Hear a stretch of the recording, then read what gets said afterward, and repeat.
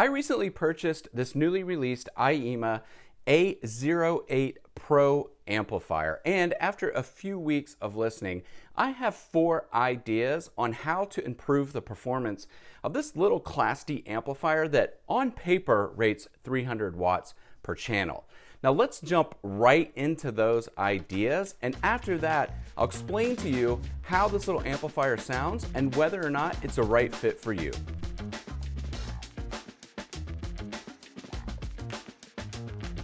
Now my first idea is related to the connectivity of this device. The good news is that Aiyima provides us with Bluetooth connectivity with this device. However, the way they designed it is that when you're using Bluetooth, it defeats the RCA input here on the rear.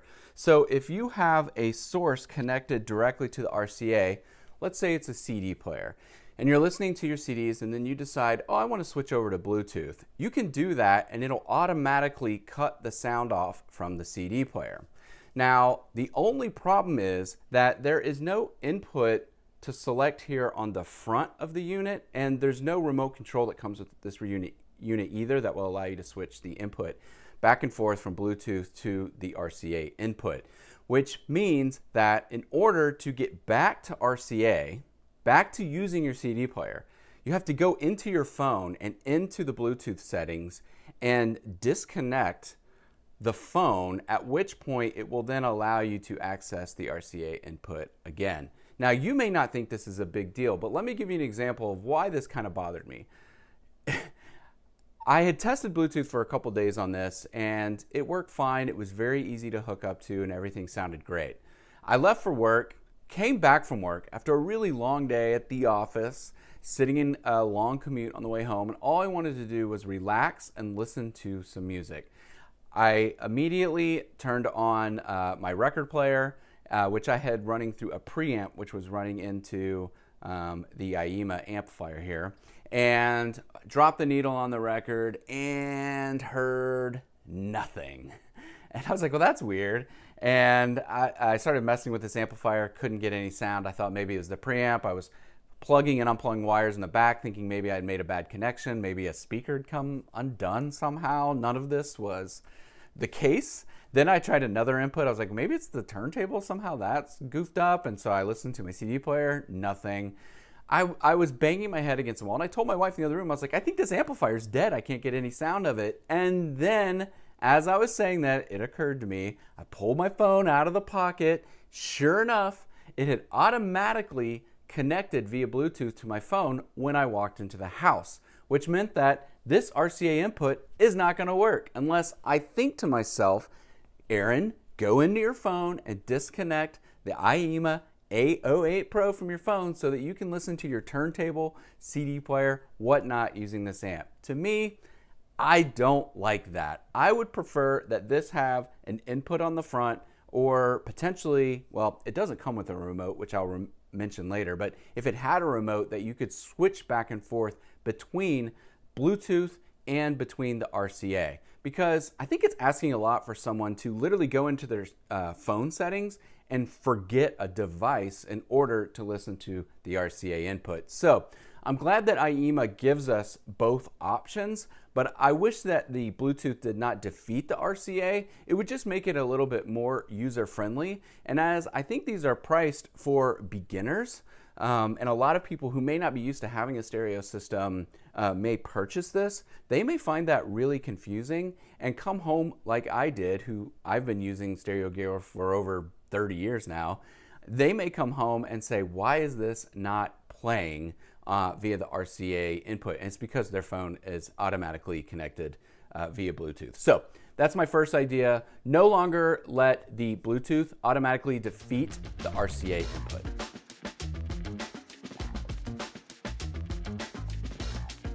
My second idea is related to the power supply that comes with the Aiyima a08 Pro amplifier. It's getting hard to say all those a08s. I'm probably just going to go with Aiyima here on out, okay? Now, this power supply is 36 volts and 6 amps. And when you look up this unit on Amazon, you're going to see a big thing that says 300 watts per channel. When you really dig into the specs below, it will say that power is only available if you buy a 48 volt 10 amp power supply, which does not come with this unit. You have to go buy that separately. Now, my idea is simply that Aiyima gives us an option, whether it be on Amazon or on their website, however we purchase it. Basically, to the side, we all buy clothes, and if you buy a t-shirt, on the side it says, do you want a gray one? Do you want a blue one? Do you want a black one? And you choose from there.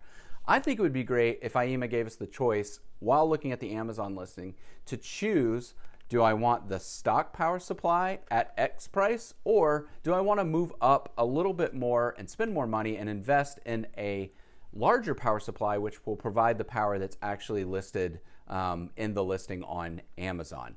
That's my idea. I think it would make things easier for buyers. You'll often see in the comments underneath these units where to buy the power supply, which one to buy. And these companies have done a little bit better about telling you in the specs which one you should buy, but it's just the specs. It's not an actual link to the product. And in today's buying market, people just want to be given a link to say, hey, just buy this power supply and it'll give you the 300 watts per channel. So why not just go ahead and make it an option when we're interested in buying this, that we could select either the stock power supply or the one that will give us the actual power that's rated in the listing.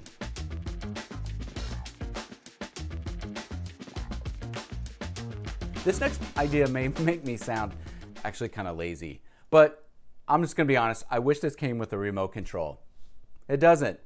And I'm just sort of curious why it doesn't. You can spend a little bit more money and get the Aiyima T9 Pro, and it comes with a remote control that actually has a lot of functions. You can adjust tone controls, volume, lots of things on using a remote on the T9. So it's interesting to me that Aiyima would come out with a brand new model that simply didn't offer a remote control. Does that make me sound lazy? Probably. But if you're spending 140 bucks, I think it'd be nice to have a remote.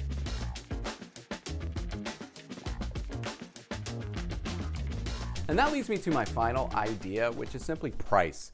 I'm not sure that the Aiyima a08 Pro is really priced correctly.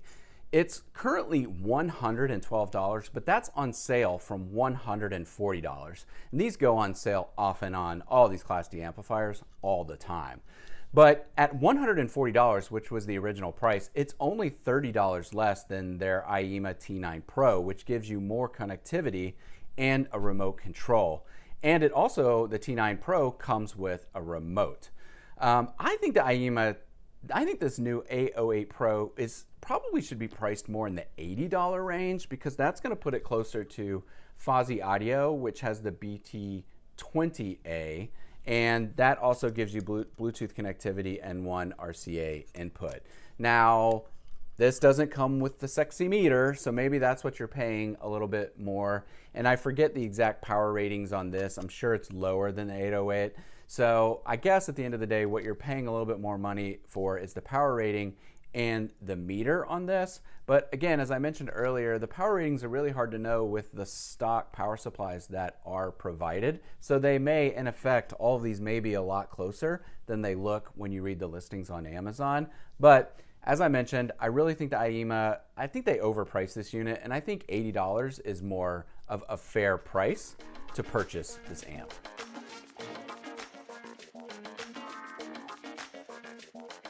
I connected my Schiit Saga Plus preamp to the Aiyima a08 Pro and ran that through my Klipsch RP-600 Mark II speakers while listening to this amplifier. I really like the Schiit Saga Plus preamp when testing gear because it has a passive listening mode, which is not going to color the sound and really gives me the ability to hear what the Aiyima is going to sound like more than the preamp. Also, while testing this amplifier, I kept the tone controls here at the 12 o'clock position, treble and bass, just to hear how it would sound like middle of the road. We can obviously get up and adjust these to our liking, but whenever I'm testing gear, I like to just keep it right there in the middle, and that kind of gives me a good idea of where to start if I want to adjust bass or treble while listening further. Buckingham Nicks is an album full of acoustic guitars and the lovely vocal harmonies of Stevie Nicks and Lindsey Buckingham, and that makes it a great album for me to listen to when testing gear.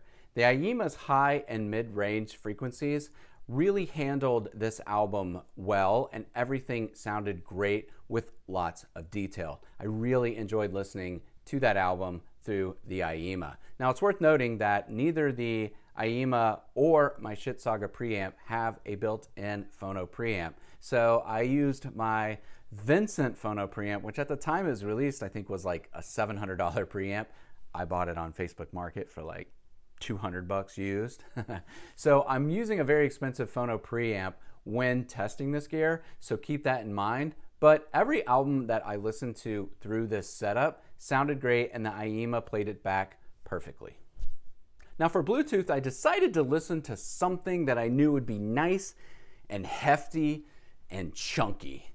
And the album I chose was the 1997 release from Hum, which is called Downward is Heavenward, which is just chock full of huge guitars, and it's exactly what I would imagine you would listen to while traveling to space.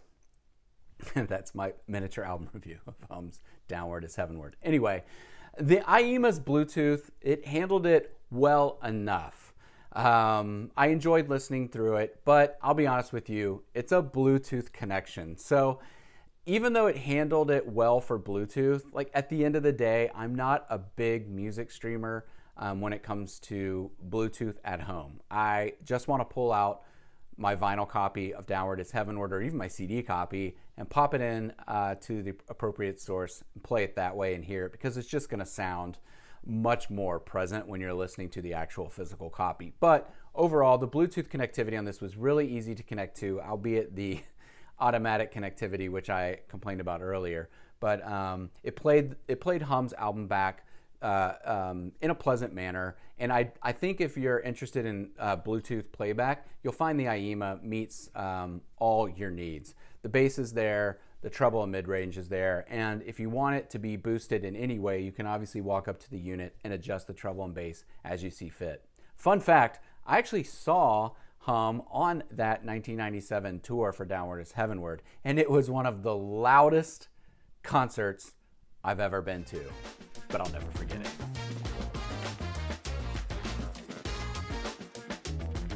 Now, if you made it this far in the video, you may be asking yourself, should I buy this Aiyima amplifier? And I've got two ways I want to answer that. The first, Bluetooth. If you're someone that listens to Bluetooth the most, and you're not going to be annoyed by the fact that when you listen to Bluetooth, it defeats the RCA input on this Aiyima, because let's say maybe you don't even have another source connected to this, and so the RCA input doesn't matter to you, then I think you're actually going to really enjoy using this amplifier. It's really easy to use, very easy to connect to. You got your tone controls here with treble and bass if you want to adjust the sound to meet exactly how you want to hear it. And also it comes, again, with sort of the cool retro meter here. And you may even be interested in upgrading the power supply and getting the full 300 watts per channel.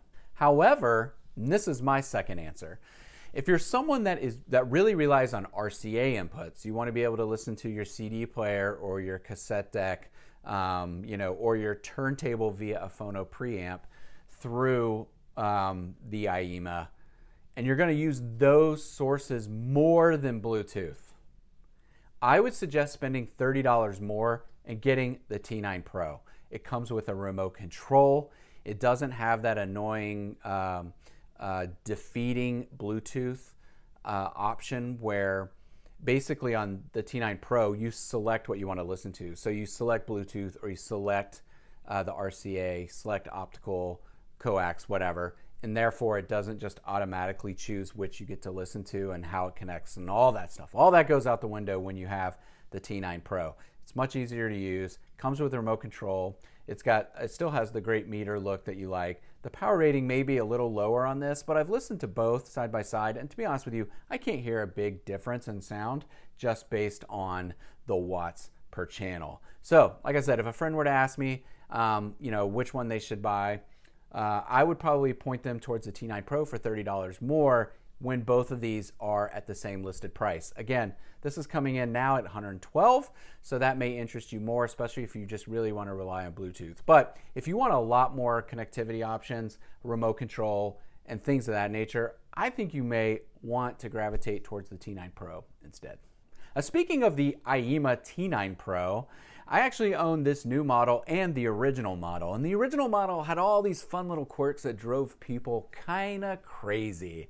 And I made a review video about that, and I have also now made an updated video comparing the new T9 Pro with the original model and show you all the things that Aiyima fixed when they released this new version. If you're interested in watching that video, you can do so by clicking here.